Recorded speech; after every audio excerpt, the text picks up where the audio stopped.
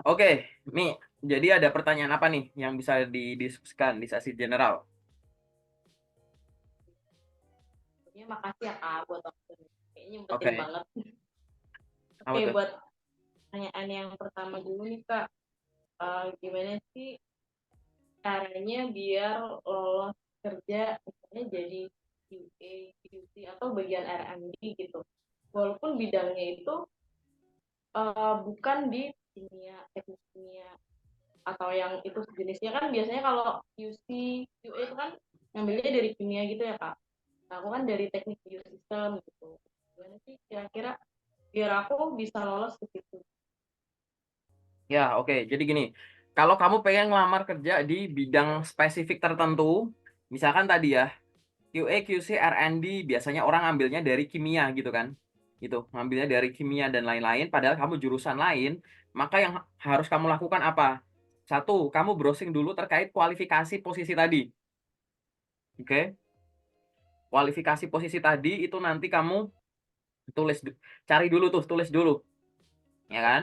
Nah, dari kualifikasi yang dibutuhkan untuk posisi-posisi tadi, coba di checklist dulu mana yang ternyata kamu juga udah pelajari gitu atau kamu udah punya pengalamannya walaupun kamu dari bidang yang berbeda kayak gitu yang biasanya orang kimia gitu. Udah ketemu. Nah, setelah itu kamu lihat kualifikasi lain yang kamu nggak belajar dari situ. Itu kamu punya ilmunya juga nggak?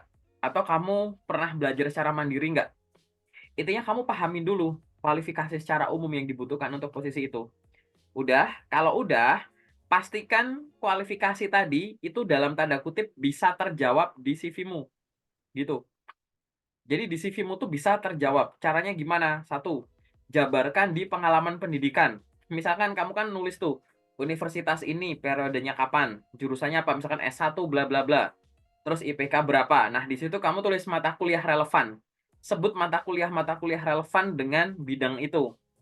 Gitu. Barangkali jurusannya beda tapi ada mata kuliah yang sama gitu yang menyangkut tadi bidang-bidang tadi satu ya dari bagian pengalaman pendidikan. Yang nomor dua, jabarkan dari pengalaman kerja, bisa kerja bisa magang. Barangkali kau pernah kerja atau magang yang berkaitan dengan bidang-bidang tadi. Nah, itu dijabarkan tuh tanggung jawabnya ngapain gitu, melakukan apa, munculin kata kunci. Kata kunci yang berkaitan dengan QA, QC, R&D atau apapun itu, dia tuh bisa kata kerja, membuat, mengolah, mengelola, yang lain gitu. Jadi sifatnya kata kerja, atau yang nomor dua itu berkaitan dengan software atau hardware yang digunakan. Ada nggak untuk melakukan ini tuh menggunakan metode apa, misalkan itu juga bisa. Metode-metode, alat-alat apa mungkin, atau software-software apa gitu ya, hardware atau software yang digunakan, tapi yang berkaitan dengan bidang-bidang yang kamu incar tadi. Nah, itu pastikan muncul di penjabaran pengalaman kerja atau magang gitu. Terus yang lain mungkin kalau ada pengalaman project, pengalaman praktikum, itu tulis, nggak apa-apa. Jadi kalau ngincar bagian tadi, kan QA/QC ini kan banyak itu yang berkaitan dengan lab mungkin ya, atau penelitian atau uji ini itu gitu kan. Nah, mungkin kamu punya praktikum relevan, bikin aja di CV judul sendiri aja nggak apa-apa. Pengalaman praktikum gitu. Terus kamu tulis tuh pengalaman praktikummu. Itu nggak apa-apa gitu. Hanya untuk menunjukkan bahwa saya pernah praktikum ini itu yang berkaitan dengan bidang-bidang tadi. Jadi jangan hanya melihat dari jurusan kuliah saya gitu. Bikin judul tuh dari pengalaman praktikum. Oke. Terus dari mana lagi? Bagian skill gitu. Biasanya kan kalau kita nulis skill kan biasanya cuma poin-poin aja ya ke bawah gitu kan. Ini, ini gitu. Nah, sekarang coba skillnya tuh nggak cuma ini, nggak cuma nyebut di drop down gitu, tapi ada penjelasannya.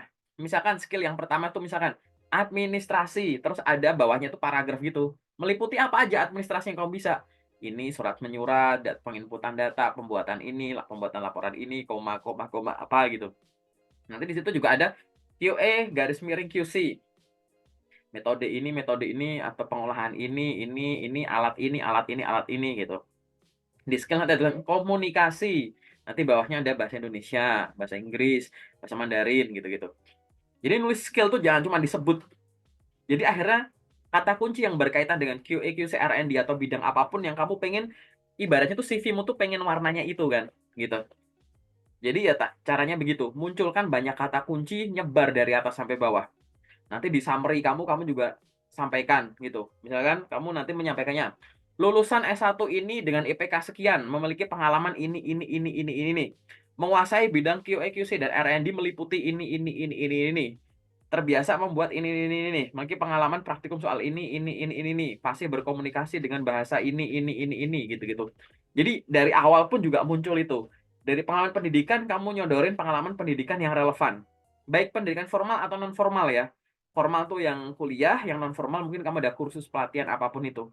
Terus dari pengalaman kerja kamu juga jabarin, dari pengalaman praktikum kamu juga tulis, bikin judul sendiri gitu. Terus habis itu dari skill kamu jabarin. Jadi mau orang lihat dari atas ke bawah tuh istilah-istilah QA QC R&D-nya tuh muncul gitu. Nah, itu adalah penyiapan dokumen di CV saja. Paham ya? Jadi itu adalah penyiapan di CV-nya saja. Nanti kalau kamu udah punya CV, mungkin kamu ada lampiran-lampiran pendukung yang bisa menguatkan CV-mu. Lampiran pendukungnya apa? Mungkin sertifikat-sertifikat. Mungkin kamu jadiin satu jadi portofolio. Boleh gitu. Sebagai pendukung. Jadi CV itu perjalanan karirmu, lampirannya ini adalah bukti pendukungnya gitu.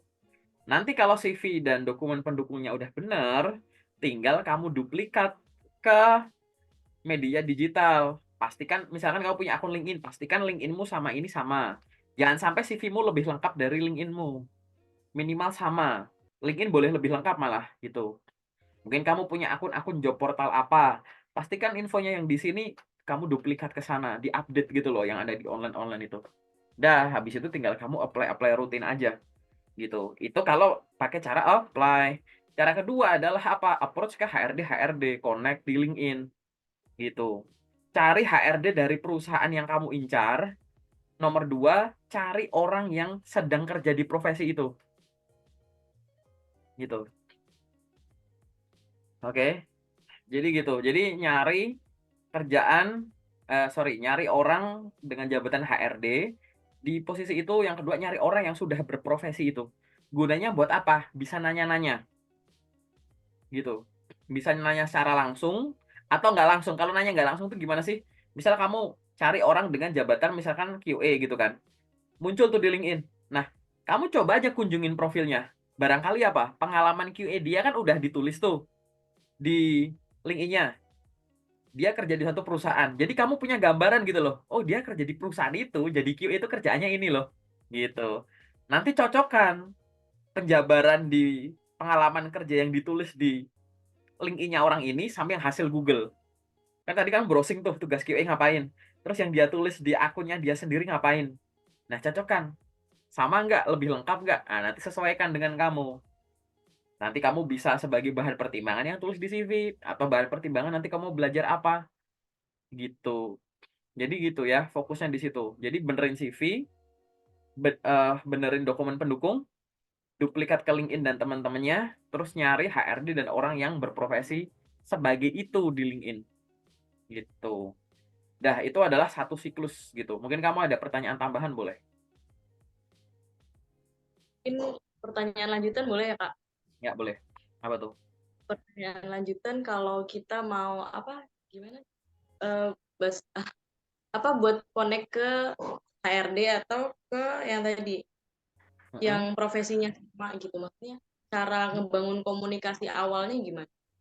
Ya, jadi gini. Pertama kan kamu filter dulu ya, cari dulu. Pakai cara pencarian biasa lah gitu. Nanti aku praktekin di sesi yang kedua gitu ya. Tinggal search aja. Tulis aja di menu search atas itu, tulis aja R&D, enter gitu. Nanti filter bagian people.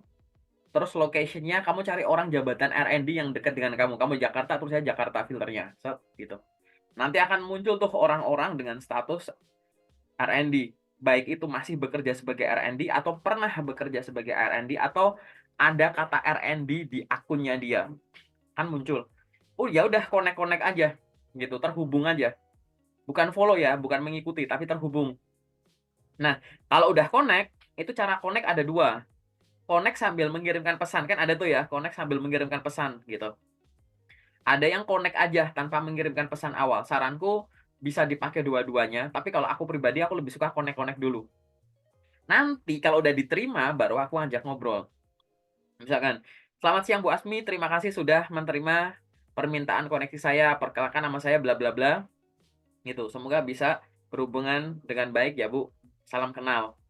Nunggu dibales gitu. Atau langsung kamu kalimatnya lanjut. "Mohon informasi Bu, apakah di kantor Ibu sekarang sedang tersedia lowongan kerja untuk posisi serupa atau saya berminat untuk bisa berprofesi seperti Ibu. Boleh minta tips dan triknya apabila saya ingin mencari info lowongan pekerjaan dengan posisi Ibu, saya mencarinya di mana ya?" Gitu. Misalkan gitu.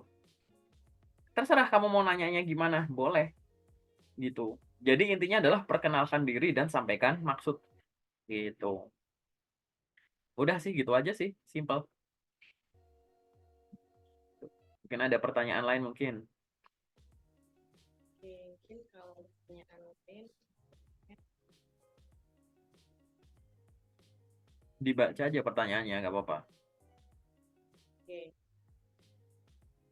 Gimana sih cara efektif buat lamar kerja via LinkedIn ataupun email, Kak? Via LinkedIn atau email? Oke, kalau via email, satu, kirimnya diusahakan di hari kerja dan jam kerja, tapi di luar itu juga boleh. Intinya kirim kapanpun, yang penting jangan ditunda. Yang kedua, jangan hanya melampirkan CV, tapi ada dokumen-dokumen pendukungnya. Gitu. Dokumen pendukung yang kayak tadi aku bilang ya, mau portofolio atau ya lamaran, CV, jasa, transkrip, sertifikat, dan teman-temannya gitu. Yang penting nggak usah ngirimin dokumen pribadi, jadikan satu file PDF yang terdiri dari banyak halaman gitu. Terus nanti setelah itu, kalau pas kamu lagi mau ngirim gitu, pastikan ya ada nggak ketentuan khusus yang diminta oleh perusahaannya yang mungkin ditulis di info locker-nya. Misalkan subjeknya apakah khusus, misalkan subjeknya tuh harus yang begini ya formatnya gitu. Jadi diikutin. Tapi kalau nggak ada format khusus, ya udah kamu bikin sendiri gitu subjeknya. Terus habis itu isinya ya wajib lah ya isi body email tahu lah ya. Sama perkenalan diri dan nyampaikan maksud gitu. Misalkan selamat pagi, HR manajer PT bla bla bla bla, perkenalkan nama saya ini bermaksud mengirim lamaran kerja di PT ini sebagai ini berdasarkan informasi yang saya peroleh melalui apa. Terus kasih gambaran singkat, saya merupakan lulusan ini dengan pengalaman ini. Saya menguasai ini. Sebagai bahan pertimbangan saya lampirkan ini gitu. Atas kesempatan yang diberikan saya ucapkan terima kasih. Udah sesimpel itu body email gitu. Habis itu kirim. Setelah ngirim, kamu rekap tuh, punya Excel tuh ya. Kamu habis ngirim kemana aja gitu. Punya rekapan untuk posisi apa, infonya dari mana gitu. Setelah itu perusahaan yang sama kamu cari LinkedIn-nya. Ada nggak official LinkedIn-nya? Ada, follow. Cari HRD yang kerja di sana, connect. Cari Instagram-nya, follow. Nanti kalau HRD-nya bisa kamu DM langsung, kamu sampaikan tadi perkenalan diri, terus sampaikan, "Saya beberapa waktu yang lalu melamar pekerjaan di perusahaan Ibu sebagai posisi ini melalui email berdasarkan lowongan pekerjaan yang saya peroleh melalui mana. Apabila Ibu adalah HRD yang memproses lamaran saya, gitu, dipersilahkan untuk dapat menghubungi saya melalui LinkedIn ini atau email ini apabila masih dibutuhkan informasi tambahan terkait kualifikasi saya," gitu. Udah, jadi intinya ngirim, rekap, cari LinkedIn dan sosmednya, ngobrol sama HRD-nya gitu. Itu email gitu. Lah soal LinkedIn gimana? Ya mirip, caranya juga begitu. Cari lokernya, apply sesuai arahannya, kan bisa yang di-apply langsung dari LinkedIn tuh yang pakai easy apply. Ya udah ikutin aja gitu. Nanti kalau kamu nggak pakai yang easy apply kan mungkin nanti diarahkan kemana gitu kan.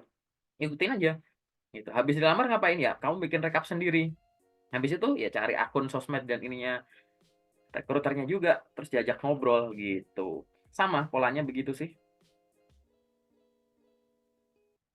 Tuh, ada lagi ya pertanyaan sifatnya general umum? Kalau tanya tentang interview boleh? Boleh, gimana tuh? Ini sih, Kak, pernah ditanya, eh, ini apa nggak sayang gitu?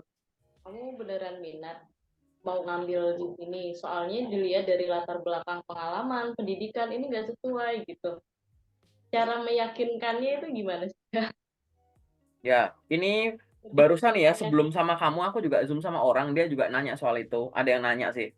Kayak lo jurusanmu kan ini gitu, tapi kenapa kamu ngelamarnya sebagai ini, nggak sayang dari jurusanmu dan lain-lain gitu. Nah, di situ kamu jangan teralihkan. Itu kan seolah-olah membandingkan antara jurusan kuliah sama pengalaman kerja. Nah, ini mungkin nggak cocok gitu. Tapi apa? Pengalaman kerja ini tuh cocoknya bukan dibandingkan sama jurusan kuliah misalkan. Mungkin sama praktikumnya, mungkin sama magangmu, mungkin sama pendidikan tapi pendidikan non formal gitu. Loh, kamu kan jurusannya ini, kenapa kamu mau kerja jadi ini? Emang nggak sayang? Ya sampaikan saja. Selama menempuh pendidikan kuliah, saya tidak hanya berkuliah saja, namun saya aktif dalam berbagai kegiatan, baik itu magang, praktikum, organisasi, dan kepanitiaan. Dari magang saya dan praktikum saya terbiasa melakukan ini itu. Dari organisasi dan kepanitiaan, saya terbiasa melakukan ini itu. Sehingga pada saat saya lulus dari jurusan ini, S1 ini, mendapatkan gelar itu, kemampuan saya tidak hanya yang berkaitan dengan jurusan saya, tapi saya juga memiliki kemampuan di bidang ini, gitu. Nah, kemudian saat ini saya berfokus untuk karir saya ke depannya, saya ingin menggunakan ini, gitu. Dengan bermodalkan pengalaman yang ada, saya yakin bahwa saya akan sesuai untuk posisi ini, sehingga tidak ada yang sayang dengan jurusan saya, gitu. Jadi kamu ngomongnya jangan kayak, "Loh, inimu kan nggak sesuai sama ini." Lah, kamu kan nggak cuma kuliah doang gitu. Gitu. Nanti dilatih tuh ngomong begitu tuh. Oke. Terus apa lagi? Eh, Ya ada waktu ya Kak? Hah? Kenapa? Ya ada waktu ya? Maksudnya gimana? Masih ada nih. Aku Heeh. udah sih pertanyaannya baru sampai situ sih. Oh, itu aja ya? Tapi nanti Ya udah, nggak apa-apa. dilanjut. Paling sementara itu dulu. Nanti kalau ada pertanyaan lagi tinggal kita diskusiin ya. Oke?